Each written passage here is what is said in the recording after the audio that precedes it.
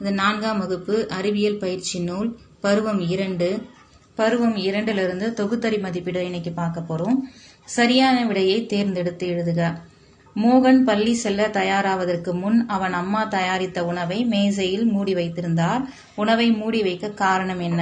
ஏன்னா தூசு மற்றும் பூச்சிகளிடமிருந்து பாதுகாக்க தான் அம்மா மூடி வச்சாங்க உணவை. அடுத்து சரியான கூற்றை தேர்ந்தெடு. கூற்று 1, மண்பானைகள் அனைத்து வகையான சமையலுக்கும் ஏற்றவை. கூற்று 2, மண்பானைகளில் சமைப்பதால் உணவின் தரமும் சுவையும் குறையும். இப்ப இதுல மேற்கண்ட கூற்றுகளில் இந்த 1 மட்டும் சரி, இந்த சுவையும் தரமும் குறையும் அப்படின்றது தவறு, சுவை கூடும். அப்போ 1 சரி 2 தவறு, அப்ப இ. அடுத்து, நாம் உடல் நலம் இல்லாமல் இருக்கும்போது செய்ய வேண்டியது என்ன? ஆவியில் வேக வைத்த உணவை உண்ண வேண்டும், எளிதில் செரிக்கக்கூடிய உணவை உண்ண வேண்டும், ஆற்றல் தரக்கூடிய உணவை உண்ண வேண்டும். இது 3 தான் நம்ம செய்யணும் உடல் நலம் இல்லாமல் இருக்கும்போது. அப்போ மேற்கண்ட அனைத்தும் அப்படின்றதுதான் சரியானது. குமார் வீட்டின் மாடியில் 10 கிலோ மிளகாயை சூரிய ஒளியில் பரப்பி வைத்திருந்தான். ஏன்னா மிளகாய் காய வச்சு உலர வைத்தல் முறையில் அதை பாதுகாக்கிறாங்க, நீண்ட நாள்களுக்கு வைத்து பயன்படுத்த. அடுத்து, தாவரத்தின் பூ உணவாக பயன்படும் காய்கறிகளை பட்டியலிட முயன்ற போது செல்வன் கீழ்காண்பனவற்றை பட்டியலிட்டான். அவற்றில் அவன் தவறாக தாவரத்தின் பூ அப்படின்னு சொல்லும்போது காலிஃபிளவர், கிராம்பு, வாழைப்பூ எல்லாமே பூ தான். முட்டைக்கோஸ் அப்படின்றது இலை, அதனுடைய இலையை தான் நம்ம பயன்படுத்துறோம். அப்போ இதுதான் தவறா அவன் எழுதுனது முட்டைக்கோஸ். கோடிட்ட இடங்களை நிரப்புக. மண்பானையில் சமைப்பதால் சத்துக்கள் வீணாவதில்லை. அதிகமாக உள்ள உணவை பகிர்ந்து உண்ண வேண்டும். மழைநீர் சேகரிப்பதால் நிலத்தடி நீர் உயரும். இலையை தண்டுடன் இணைக்கும் பகுதி இலைக்காம்பு. வேம்பு, நெல் ஆகியவை பூக்கும் தாவரங்கள் ஆகும். சரி அல்லது தவறு என எழுதுக. மண்பானையில் சமைப்பதால் உணவு விரைவில் கெட்டுப்போகும். தவறு, கெட்டுப்போகாது. வறுத்த உணவு உடல் நலத்துக்கு நல்லது. இதுவும் தவறு, வறுத்த உணவு உடல் நலத்துக்கு நல்லது இல்லை. நீரின் வாயு நிலை நீராவி ஆகும். அது சரி. பாசிகள் பச்சையமுள்ள தாவரம். அதுவும் சரி. காலிஃபிளவரின் இலை பகுதி உணவாக பயன்படுகிறது. காலிஃபிளவருடைய இலை பகுதி கிடையாது, காலிஃபிளவர் அப்படின்றது பூதான் அது. அப்போ இது தவறு. பொறுத்துக. மண்பானை சமையல் சிரித்தல் எளிதாகும். உலர வைத்தல் மிளகாய், பனிக்கட்டி உறைதல், மஞ்சள் தண்டுல கிடைக்குது, புல் வகை குளோரோஃபில்.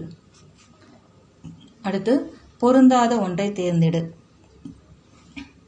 இதுல கேரட், தக்காளி, பாசிப்பயிறு, கத்தரிக்காய். இதுல கேரட், ஏன்னா இது மண்ணுக்கு அடியில கிடைக்குது கேரட். அப்போ கேரட் தான் இதுல பொருந்தாது.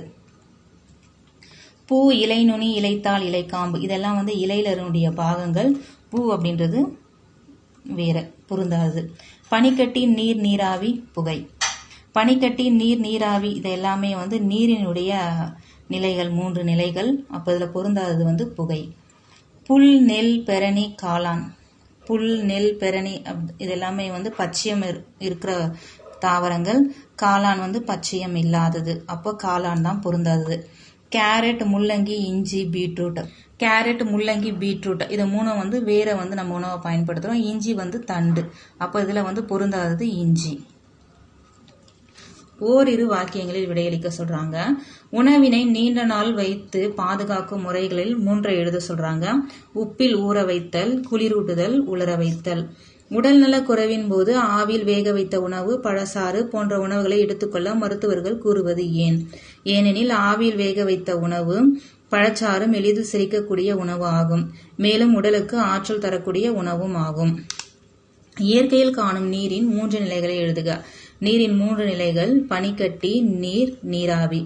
வேர்கள் உணவாக பயன்படும் தாவரங்கள் 3 கேட்கிறாங்க. வேற உணவா பயன்படுத்தும் தாவரங்கள் கேரட், பீட்ரூட், மரவள்ளி கிழங்கு, முள்ளங்கியும் இதுல வரும். மண்பானை சமையலின் நன்மைகளை எழுதுக. செரித்தல் எளிதாகிறது. சத்துக்கள் வீணாகாமல் காக்கப்படுகின்றன. உணவில் மனம் கூடுகிறது. மண்பானையில் உள்ள காரத்தன்மை உணவில் உள்ள அமிலத்தன்மையை கட்டுப்படுத்துகிறது. மழைநீர் சேகரிப்பின் நன்மைகள் யாவை? மழைநீர் சேகரிப்பின் நன்மைகள்: நிலத்தடி நீர் மட்டம் உயர்கிறது, வேளாண்மைக்கு பயன்படுகிறது, வாழும் உயிரினங்களுக்கு நீர் கிடைக்க வழிவகுக்கிறது. அடுத்து இலையின் படம் வரைந்து பாகங்களை குறி. இது ஒரு இலையின் படம். இது இலை நுனி. இந்த நடுவில் இருக்கிற இந்த நரம்பு மைய நரம்பு, இடையில இருக்கிறதெல்லாம் வெறும் நரம்புகள். இந்த கடைசியா இருக்கிறது இலை காம்பு. இந்த பகுதி இலைத்தாள். அடுத்து சுகாதார முறையில் உணவை எடுத்துக்கொள்வதற்கான வழிமுறைகள் யாவை? உணவை மூடியே வைக்க வேண்டும் முதல்ல. அடுத்து எப்பொழுதும் புதிதாக தயாரிக்கப்பட்ட உணவையே உண்ண வேண்டும். மிக குளிர்ந்த அல்லது மிக சூடான உணவு உண்பதை தவிர்க்க வேண்டும். துரித உணவு, பொரித்த அல்லது வறுத்த உணவுகளை தவிர்க்க வேண்டும். உணவு உண்ணும் முன்பும் உண்ட பின்பும் கைகளை சோப்பால் கழுவ வேண்டும். நன்றி.